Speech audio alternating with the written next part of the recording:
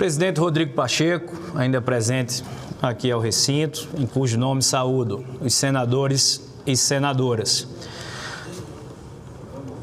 Estamos realizando hoje esta sessão para discutir um tema que exige coragem e lucidez por parte deste Congresso Nacional e que vai muito além das convicções pessoais de cada parlamentar. É um tema que ultrapassa as meras pautas de costume. É um tema que envolve a proteção da família, das crianças, que não permite achismos. E esse tema é o tema da descriminalização das drogas para uso pessoal. Sabemos, desde já, e há uma consciência pública sobre isso, de que o tráfico de drogas é a maior e mais nefasta transgressão social que destrói famílias, desarranja a própria definição de unidade familiar e patrocina, em muitos casos, a barbárie da sociedade moderna.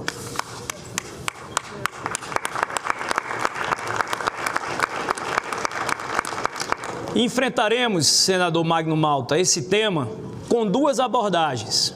Uma abordagem de conteúdo e uma abordagem de forma. Conteúdo sobre o tema das drogas, propriamente dito, e o tema da forma sobre a competência do Congresso Nacional para poder legislar sobre a matéria. Sobre a forma, iniciamos com a provocação e fica uma pergunta. Como descriminalizar o consumo se, ao mesmo tempo, a produção e a distribuição das drogas seguem sendo crimes? Vejam a complexidade da matéria, senhores senadores. A Constituição de 1988 equipara o tráfico de entorpecentes ao crime hediondo. E continuamos perguntando, apenas a quantidade de drogas seria suficiente para determinar a diferenciação entre usuário e traficante? E se o traficante começar a comercializar pequenas quantidades de droga, dentro do limite do tal uso pessoal, sobre qual o STF se dispõe a fixar esse entendimento? É uma pergunta que fica.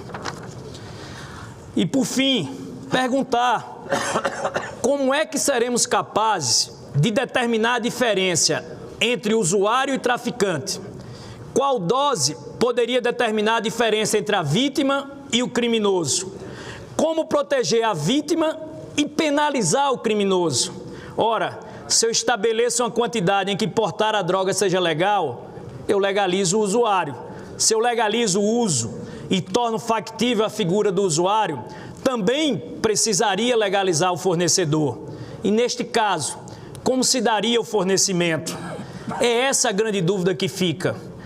Se legaliza o uso, quem usa droga ilícita precisará adquirir. E vai adquirir de quem? Do crime organizado. Vai adquirir do tráfico. Estará fortalecendo, financiando e tornando mais robusto uma grande afronta à nossa sociedade.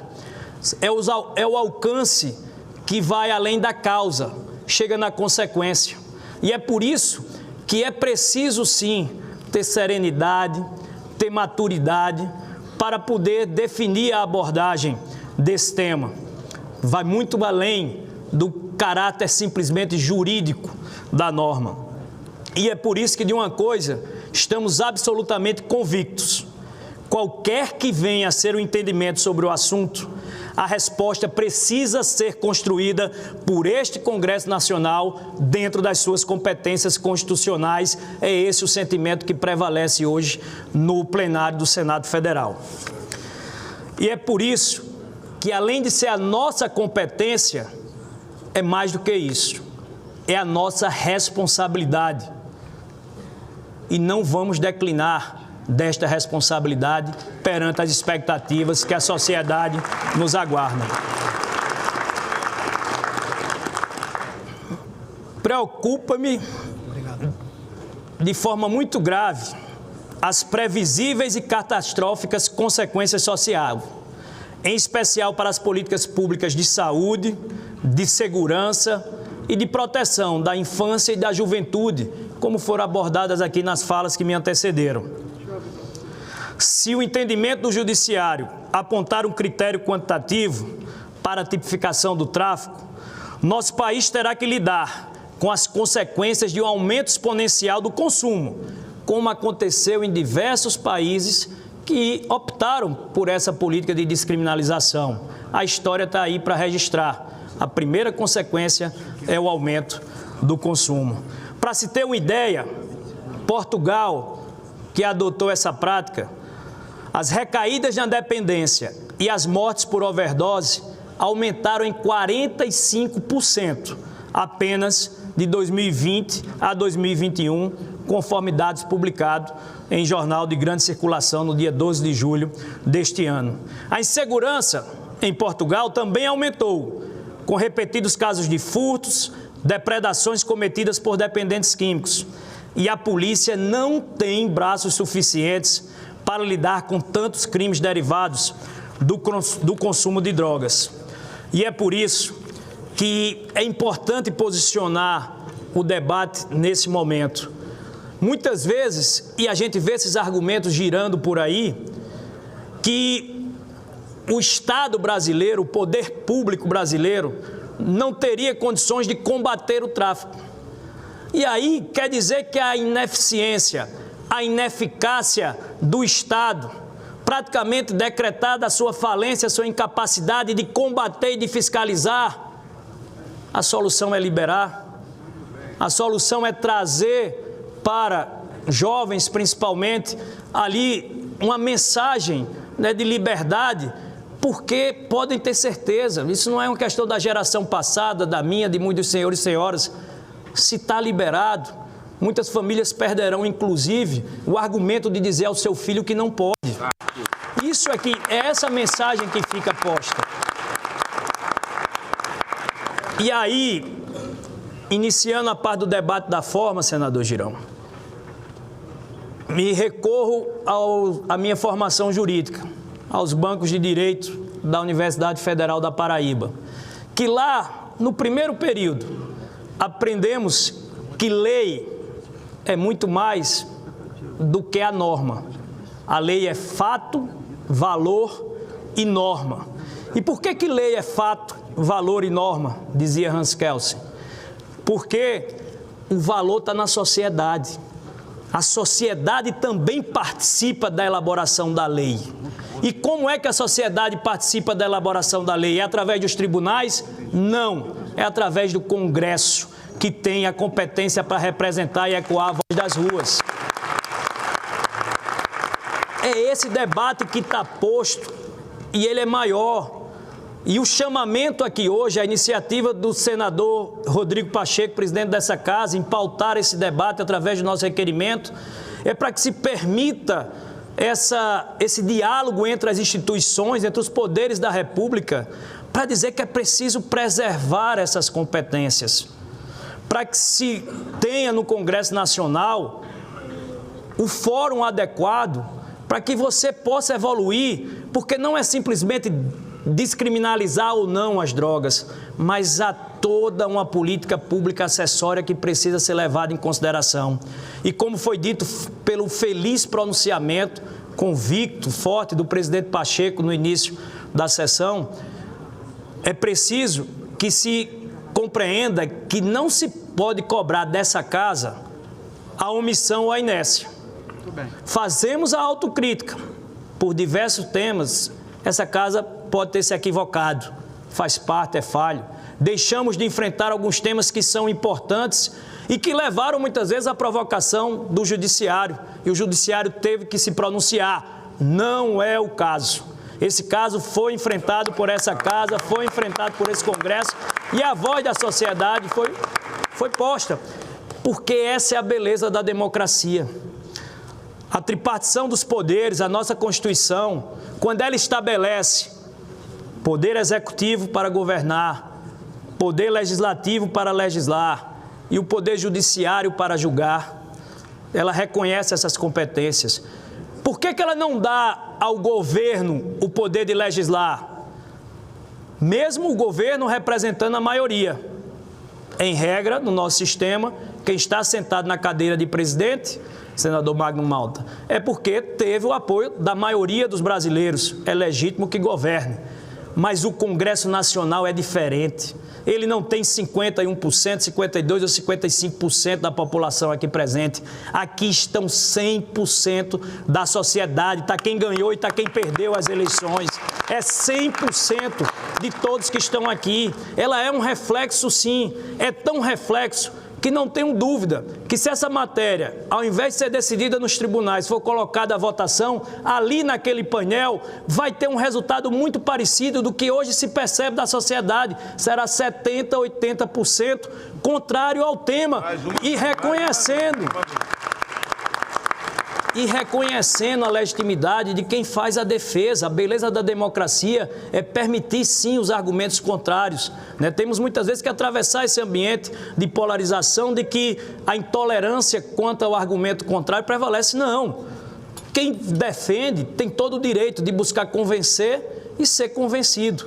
Mas é por isso que o Congresso Nacional é a casa que, através do voto, deu direito ao poder público legislar sobre um tema, como a gente disse, que afeta a vida de todos. Então, já caminhando para a conclusão, dizer que nessa democracia imperfeita a qual nós vivemos, é preciso trazer para o Congresso Nacional essa responsabilidade. Esse ato, aqui nesse momento, ele é dotado de um simbolismo muito forte. Ele é dotado de uma mensagem clara de que o Congresso Nacional ecoa a voz das ruas, de que o Congresso Nacional, mesmo diante das imperfeições da nossa democracia, é o que há de mais legítimo para que possa transmitir o posicionamento sobre um tema que afeta a todos. As convicções pessoais nós respeitamos, seja de governantes, seja de juristas, seja de magistrados. A contribuição, inclusive, é bem-vinda. Um posicionamento, seja do STF, seja do STJ, seja de entidades, para tentar subsidiar o Congresso de elementos para que se provoque esse debate, é bem-vindo. Esse debate não será impedido aqui. Esse debate não pode ser interditado. Ele deve existir, mas a decisão tem de caber ao Congresso Nacional.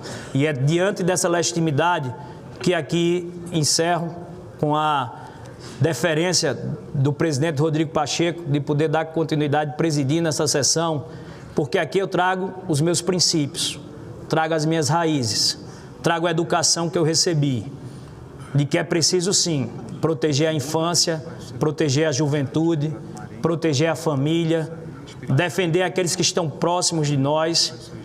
E o meu convencimento é de que o caminho das drogas é uma porta aberta para que outras barbáries possam vir a tomar conta das nossas famílias, da nossa sociedade. Nós já temos hoje um momento de inversão de valores muito fortes. Eu sou do tempo, e via isso com meus pais, meus avós, e vocês aqui vão lembrar disso, que nas calçadas das nossas casas, eles conversavam até altas horas da noite. E hoje isso não existe mais, porque naquele tempo as calçadas, as ruas eram das famílias e lugar de bandido era na cadeia. Hoje tem o inverso. O crime, o tráfico, o crime organizado tomou conta das ruas e as pessoas cada vez mais se encarceram dentro das suas próprias casas. Tá cada vez mais, para quem pode, parecido com a prisão. É muro alto, é grade, é cadeado, é cerca elétrica, é observação de câmeras, tá certo? E as pessoas se afastam das ruas para tentar se defender dentro das suas casas. E a gente não pode permitir que o Estado reconheça a sua falência e a sua incapacidade em fiscalizar, apesar, da luta diária de autoridades de segurança pública de todas as vertentes que tentam, mas um sentimento de enxugar gelo né, com decisões que podem, né, levar abaixo muitas vezes o trabalho de combate ao tráfico, porque a maconha, ela é muitas vezes apenas o crime menos ofensivo de algo muito maior. Então, encerro aqui meu pronunciamento dizendo que foi uma grande honra, né, até como um dos mais jovens senadores dessa casa, poder ter esse olhar sobre o tema, até porque já dizia o poeta Vitor Hugo, se nos olhos dos mais experientes brilha uma luz, nos olhos dos jovens arde uma chama, e a chama é de ver a nossa democracia mais forte, o Congresso Nacional cumprindo o seu papel e representando com força a voz da sociedade brasileira que rechaça a descriminalização das drogas no Brasil. Muito obrigado.